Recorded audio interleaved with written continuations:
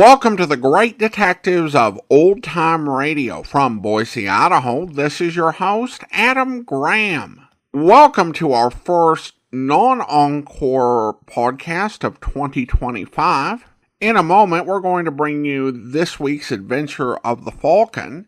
But if you do enjoy the podcast, I want to encourage you to follow us using your favorite podcast software. Today's program is brought to you in part by the financial support of our listeners. You can support the show on a one-time basis, support.greatdetectives.net, and become one of our ongoing Patreon supporters for as little as $2 per month by going to patreon.greatdetectives.net. Now, from March 2nd, 1952, the title is The Case of the Natural Seven.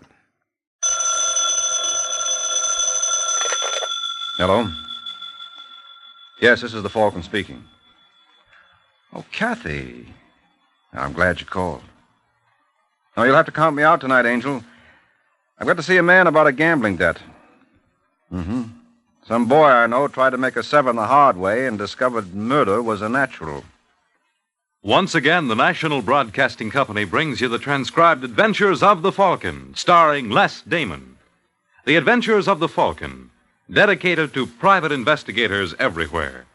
Those hard-hitting detectives who, like Mike Waring, risk their lives to aid law enforcement agencies. So join him now when the Falcon solves the case of the Natural Seven. It is late evening in New York, and at Frenchy Devlin's, a gambling house in the East 70s, a young man named Steve Richards is conducting an interesting experiment. Steve's trying to get a pair of ivory cubes to come up the right way. Come on, Dice. Now be good to Papa. All I want is one little natural. 8 is the point. 8. Get your bets down, gentlemen. Get your bets down. All right, let's make it the hard way. 2 little Coming fours out. will do it. 6 and a 3. A 6 and a 3. The point is still 8. Place your bets, Ada gentlemen. from Place your Decatur. bets. Come on, Dice. Now show him. 7 a loser. Pay the line. Well, I guess this isn't your night, Mr. Richards. Who's next? Next better, Wait a please. minute. What about one more roll, Have to huh? wait your turn. It's okay with me, Nick. Let him shoot. Thanks, fella. I tell you what I'll do. I'll roll you one time for $5,000. What do you say? Sorry, Mr. Richards. There's a $500 limit at this table. But you got to give me a chance to get even. What you don't seem to understand is that I just work here. I don't make the rules. Well, where's the boss? Well, he was here just a... Oh, Mr. Devlin. Mr. Devlin? What's the trouble, Nick? There's no trouble. This gentleman would like to see you. What kind of a place do you call us anyway? I thought this was supposed to be a gambling house. Well? Well, where's your sport and blood? Nick tells me I can't bet more than $500. That's not rich enough for your blood? No, I want to shoot $5,000. One roll? Yeah. Well, that raises a peculiar point, Mr. I'm sorry, I don't believe I caught your name. It's Richards, Steve Richards. All right, Mr. Richards, you're faded. Give him the dice, Nick. Well, I take it back, Frenchie. You're a sport. Thanks. Come on, Dice. Be good to Papa just one time. 4 is the point. All right, little Joe. Let's do it. 7 a loser. Satisfied now, Mr. Richards? Yeah, I'm satisfied. I think you need a drink. No, I'm all right. I insist. After all, you're my guest. But I tell you, I don't need Just follow me. Are you a native of New York? Yeah. I don't believe I ever saw you at the club before. Now, this was my first trip. I do hope it won't be your last. Right in here. Now for that drink. Oh, please don't bother. I never touch the stuff. I suppose you don't smoke either. No, I don't. Model young man. How wonderful. Do you have your own check, or would you like a blank? Huh? In case you've forgotten, you just lost $5,000 to me. Naturally, I assumed we were playing for cash. Look, Frenchie, there's something I got to tell you. You don't have the money. No. Well, that's very embarrassing. I don't know what possessed me. I thought if I won, maybe... But you didn't. Well, those are the fortunes of war. Still, you must appreciate my position. If I lost, you would have expected to collect. I'm not trying to excuse myself. Well, you needn't worry, Steve. I may call you Steve. I'll take your IOU, payable in 10 days. My IOU? Yes. I've got an idea you'll make good. Well, I'm afraid I can't. I haven't got a prospect in the world. Still, I think you'll pay off. Want to bet? I got a gun that says I'm right.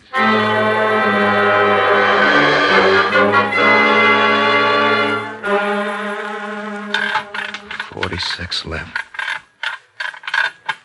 32 right. 24 left. And it should do it. Who's there? I said, who's there? You better come out from behind that safe. All right, fella, mister, get him up. What? You heard me. Get him up. Wait a minute. I'm not waiting for anything. Now raise him before I plug you. I know you from someplace. You're out of your mind. Still, I'd like a look at you without that I mask. bet you would. Now, you're going to raise your Steve hand? Richards, isn't it? What? Sure, I thought I recognized your voice. Now, have you gone crazy, Steve? You're the one who's crazy. Who's this Richards guy anyway? A man who works for me. Well, I never heard of him. Then how'd you know the combination of the safe? You've been in this racket as long as I have, Morgan. How did you know my name was Morgan? Well, I can read, can't I? It's on a door. It won't wash, Steve. Now, look. If you're in trouble... Let's get back. I mean it. If you're in a jam, I'll help you. Now, but don't be a fool. You'll never get away with this. I'd like to see someone stop me. I know it's you, Look, Steve. I ain't going to argue with you. You're just plain screwy. Well, there's one way to find out. Mr. Morgan. Mr. Morgan, I didn't mean it. I swear I didn't. You gotta believe me. You gotta.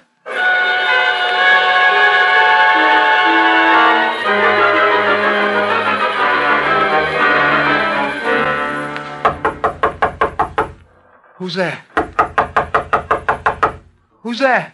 Tarplin. Can you come back later? I'm afraid not. All right. All right, just a second.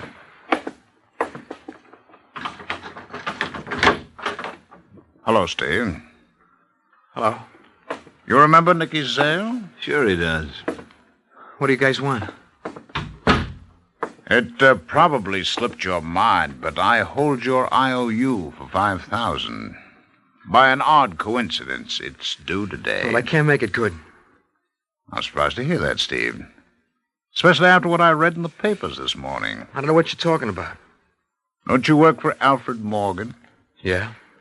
But it seems he played host to a masked burglar last night and got shot for his pains. But what's that got to do with me?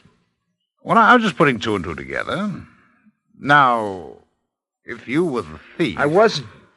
I'm merely assuming. But if you were, then of course you'd have my money. I wasn't the burglar.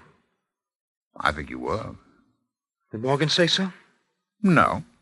He claims he didn't recognize the man, but I've got a hunch he's lying. Why should he? To protect you. A form of noblesse oblige. Well, you're wrong. Why are your bags packed? Well, I was just going away on a little vacation. At a time when Mr. Morgan needs you most? That's not nice, All Steve. right, Frenchie. I'll tell you the truth. That'd be a welcome change. I was the burglar, but I didn't take a dime. After I shot Morgan, I beat it. Well, that wasn't very bright. As long as the damage was done... I tell you, I didn't take a penny. I think you're lying. But I don't care what you think. Well, perhaps not, but Nick does. All right, Nick. Come on, punk. Where's the dough? Where is it? Let me alone. I'll let you alone. I'm gonna get that dough if I have to break every bone in your body. And frankly, fella, that's just the way I'd like it.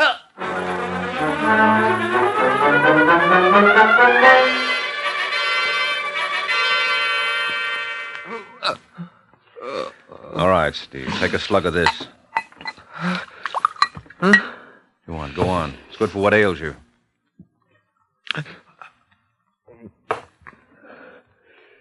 Who are you? Mike Waring. You're Mike Waring. I'm a private detective. You're not the one they call a Falcon. Want to bet? What are you doing here? Al Morgan sent me around. Morgan? Yes, you plugged him last night. No, I didn't. Now, cut it out, Steve. He recognized you. Yeah, well, I guess I might as well admit it. You might as well. I suppose you come to arrest me, huh? No, Morgan doesn't want that. He figures you wouldn't have tried to tap the safe unless you were in a jam. You mean... Mm-hmm. He's not going to prosecute.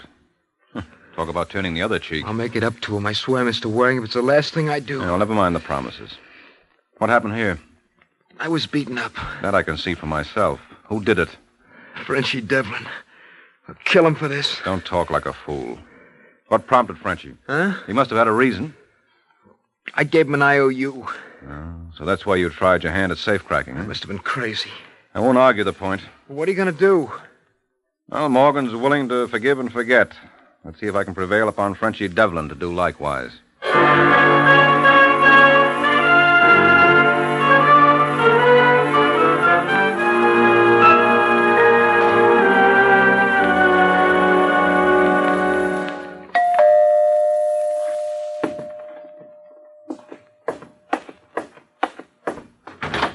Yes? Hello, Mrs. Devlin. Do I know you? No, I don't think so. My name is Mike Waring. Well, how did you know I was Mrs. Devlin? I'm a detective. I beg your pardon? Well, I came up here to see Frenchie, and you opened the door, so I made a suitable deduction. Ooh, remarkable. No, elementary. May I come in? Please do. Where's your husband? Out. Let me take your coat. But you said Frenchie wasn't home. That's why I'd like to see you comfortable. Aren't you a friend of his? No, not particularly. As a matter of fact, I can't stand the guy. Careful, Mr. Waring. You must remember I'm his wife. Well, I don't imagine you work too hard at it. Oh, but I do. Can I get you a drink? No, thanks. Just tell Frenchie to lay off Steve Richards if he knows what's good for him. Pardon? He'll understand. Oh, you're not leaving. Oh, but I am. Why not leave your card? If Frenchie doesn't get back to you, maybe I will.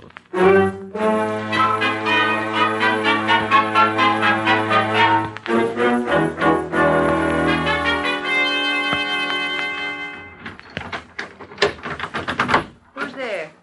It's only me, June. Oh, You sound disappointed. maybe I am. You don't want to talk that way, darling. You give people wrong ideas. I give Pop a kiss. Will you stop pawing me? You're not that fussy with other people. Why discriminate against me? What are you hinting at? You must think I'm blind. Well, I'm not lover. I know what's going on. You're crazy. Come here, baby. I want to show you something. Frenchie, I'm warning you. Stay away from me. Or you'll do what? I mean it. Stay away from me. Frenchie! Frenchie!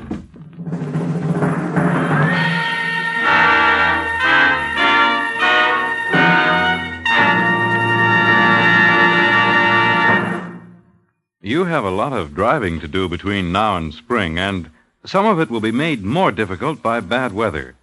That means extra caution on your part to avoid an accident. A little extra attention to the rules of driving safety will help you to avoid an accident that could spell tragedy for you, your family, or friends. First of all, be sure that your car, especially the brakes and tires, is in perfect condition before you start. And have tire chains handy in case you need them. Second, drive slowly. Third, watch the traffic signals and obey them. And fourth, signal for all stops and turns. Guard against traffic accidents this winter. Drive carefully for your life.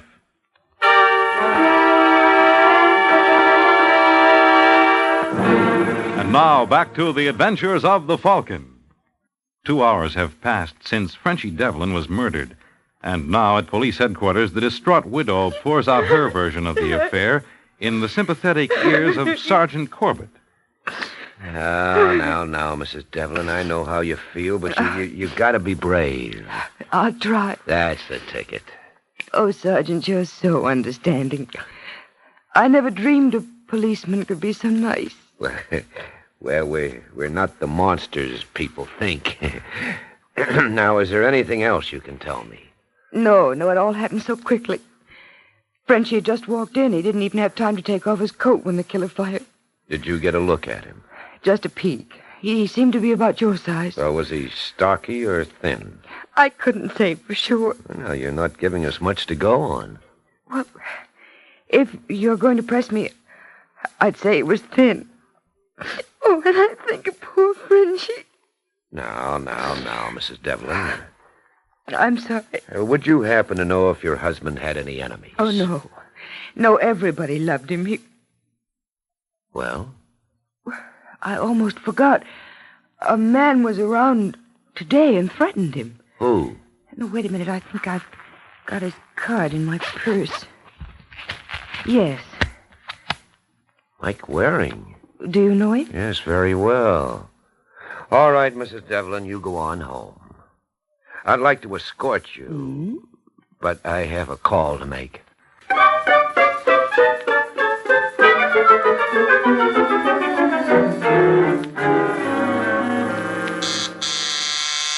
Just a second.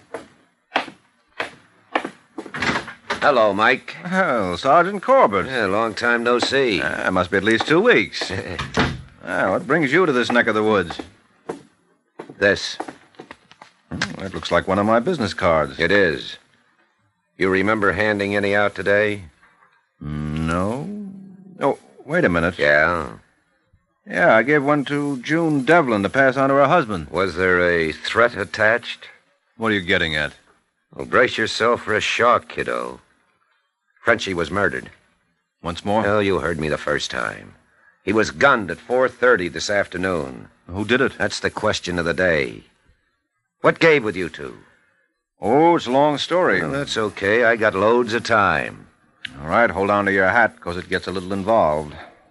You know Al Morgan? Oh, the guy who was gunned by a burglar last night? Mm-hmm. Well, Morgan's a friend of mine. The boy who shot him was Steve Richards. Hey, look, if you've been holding out on me... No, don't go off half-cocked. There's nothing else I could do. Morgan won't prosecute. Why not? Because Steve works for him. Seems the kid was in a jam. He needed money. Who doesn't? Where does Frenchie fit into this? Now, Steve owed Frenchie the dough on a gambling debt. When the kid couldn't pay off, Frenchie and Nick Zale took it out of his hide. So you went over to ask Frenchie to lay off? Mm-hmm. That's very interesting. Well, personally, I thought it was kind of dull. No, that's because you're too close to the picture. What's this Steve Richards look like? It's pretty hard to say. His own mother wouldn't know him after the workout Frenchie and Nick gave him. Is he about my size? Why? Because Mrs. Devlin got a fast look at the killer. According to her, he was about 5'9" and on the thin side. Does that fit Steve Richards? Fits a million people. Yeah, Mike, but we don't have a million suspects. So let's go see what this one has to say about it.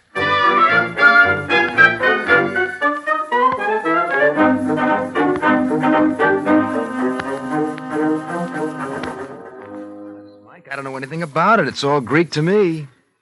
You sure you haven't budged from this room since I saw you? No? I don't believe it. It's all right, Sergeant. I don't blame you. I behaved like a first-class jerk. Well, you certainly have. And wouldn't I be a fool to jeopardize everything after Morgan gave me another chance? How did you wind up in Frenchie's club in the first place? And don't tell me you needed money for your mother's operation. No, it's even more obvious than that. I thought I could get something for nothing, so I pulled out every dime I had in the bank and tried my luck. It wasn't very good. Well, I guess I'm the kind of guy who has to learn the hard way. Yeah. Well, Mr. Waring, where do we go from here? Oh, I don't know about you, Sergeant, but I've got an idea. I'll let you know how I make out.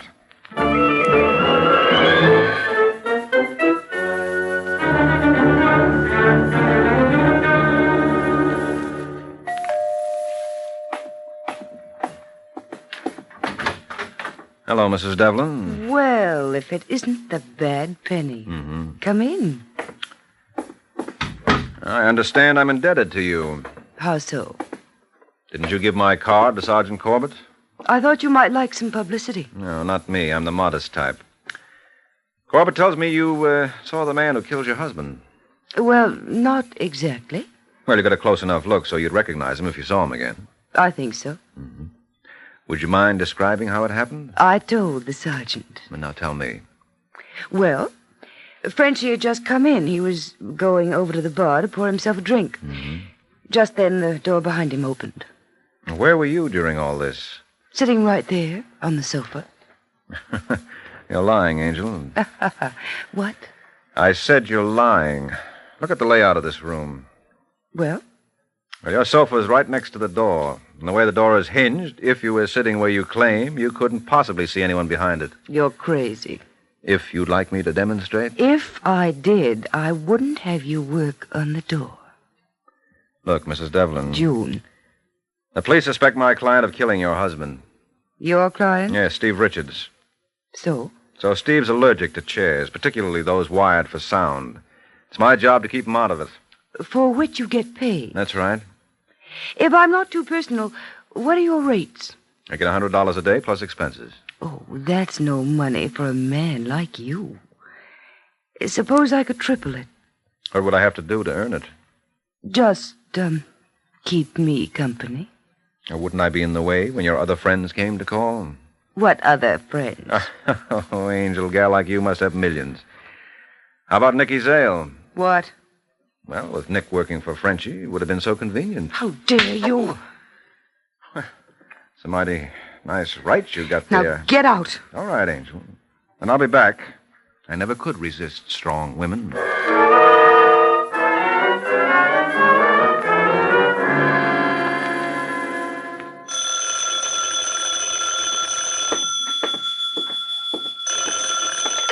Hello? Nick, is that you? Yeah? June. You got rocks in your head? What's the idea of calling me up? Now, hang up. Nick, I gotta see you. I told you to hang up. This wire may be tapped. Look, you don't understand. Mike Waring was just here. He doesn't believe that story I gave the police. What he thinks doesn't bother me. Well, he knows about you.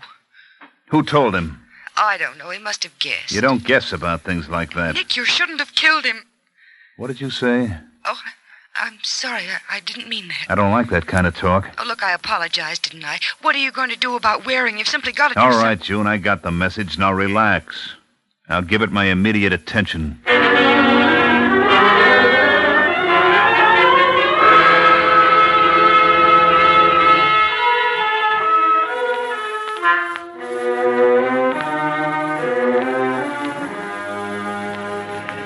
Hey, buddy. Buddy. Me? Yeah. Trouble you for a match? Sure, I got one. Well, but isn't Nicky Zale? Small world, ain't it? Too small. I want to talk to you. Sure, let's go to my place. Why bother? I got a car parked in the alley. Oh, I hate talking in cars. You don't have much choice, if you see what I mean. I see. All right, forward march. Well, I bet you've been talking to June Devlin. Never mind who I've been talking to. It's pretty doll you got there, Nick. Of course, when I say you got, I use the term loosely. Shut up. Well, don't tell me you trust her. You gonna keep that mouth shut? Yeah, sure. Well, what now? Try that blue Nash. You're gonna drive. I hope it's got hydromatic. Don't be funny. I didn't mean to be. Get behind the wheel. Yes, sir. Now start her up and no funny business. Okay, now head for the George Washington Bridge. I know a nice quiet spot on the other side. Hey, you're pretty low on gas. What are you worried about? You won't have to walk back. Get going.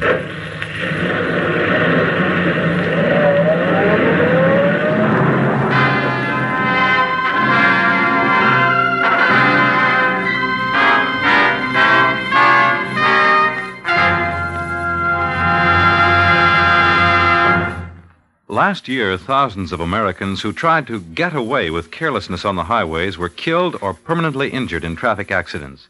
No, accidents don't always happen to the other fellow. Unless you are meticulous in your observance of the rules of highway safety, you and your loved ones are vulnerable to the menace of traffic accidents. Most frequent causes of such accidents are speed too great for the conditions of the road, failure to keep to the right of the center line, and immoderate drinking by the driver. Every motorist should learn and obey traffic signals and signs. Every motorist should be alert and careful every moment behind the wheel. Every motorist and pedestrian should take an active role in supporting the safety movement in his or her community. Encourage driver training in your high schools. Teach your children the rules of safety on the highway. And remember, the life you save may be your own.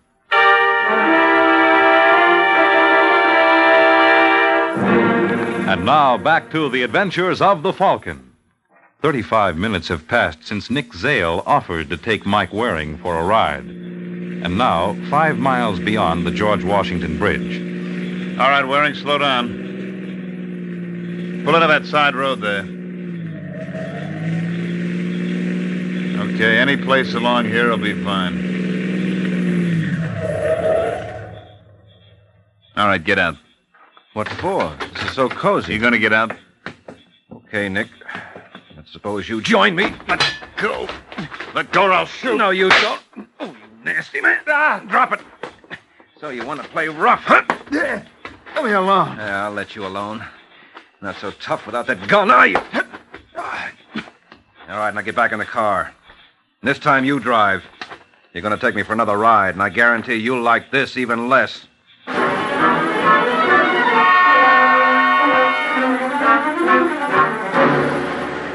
That's all well and good, Mike, but you heard what the man claims. He says he just wanted to talk to you. That's all. So you had to drive me clear to Jersey? The air there is better for my sinuses.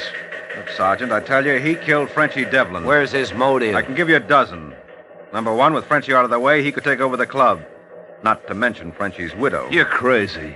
How do you think you'd look without those teeth? I hate to spoil your fun, Mike, but there's one thing wrong with your theory. Frenchie was gunned at 4:30. So? So at 4:15, Nick was down here renewing his license to carry a gun. Are you sure of that? Positive. Now, you tell me how one man can be in two places at the same time. Now, wait a minute, Sergeant. I think I see how it could be managed. How? I'll need a guinea pig to demonstrate. Luckily, I know where I can find one. Want to come along and watch?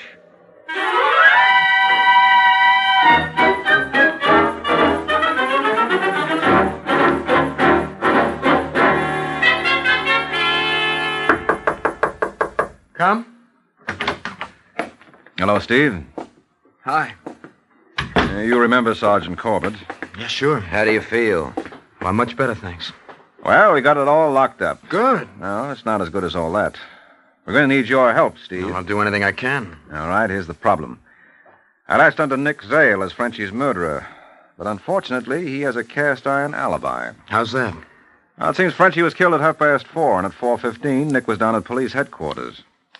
Now, it would take him at least 40 minutes to get from there to Frenchie's apartment, so, well, you see the problem that creates. Well, sure, how can one man be in two places at the same time? That's just what I asked. Well, I finally thought of the answer. What? He can't be. So that means we have to look to someone else. What do you mean? I'm afraid you're elected, Steve. What? You killed Frenchie. So you got it all figured out, huh? I think so. The only reason I passed you by originally was because it seemed too obvious. Well, I figured on that. Well, you were wrong. Eventually, we had to come back to you. Yeah, but there's one thing you didn't figure out. Hey, what's it, Mike? He's got a gun. There's nothing to worry about, Sergeant. I noticed it the first time I was here, so I removed the shell. Well, you no well, good. I couldn't afford to have you hurt yourself. Dirty double-cross. All right, let's have it, Steve. Thanks. Well, so this is the little gimmick. What the devil? It's loaded. But you said you emptied it. Well, I guess I can't be trusted. But you can't be trusted either, so that makes us even. Stephen, take care of him, Sergeant. He's all yours.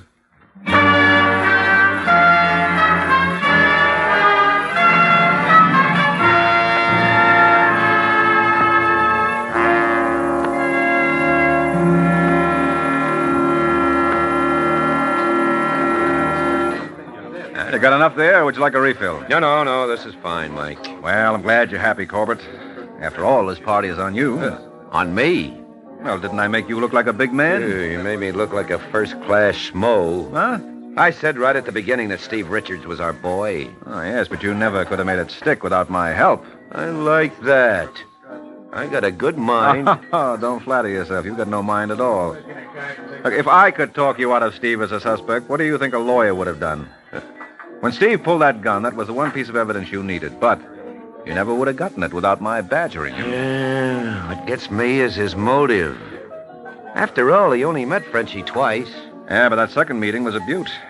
So he decided to get even. Well, I don't know. Oh, what's the matter, Sergeant? Haven't you ever been so sore at someone you felt you could kill him right then and there? Steve never learned to stifle his impulse. Come to think of it, you're right. Yeah, there's one character I run across occasionally, and every time I do, I get a mad desire to throttle him. Who's that? You. I better leave before I give way to the impulse. Hey, waiter, give him the check. Good night, Mike.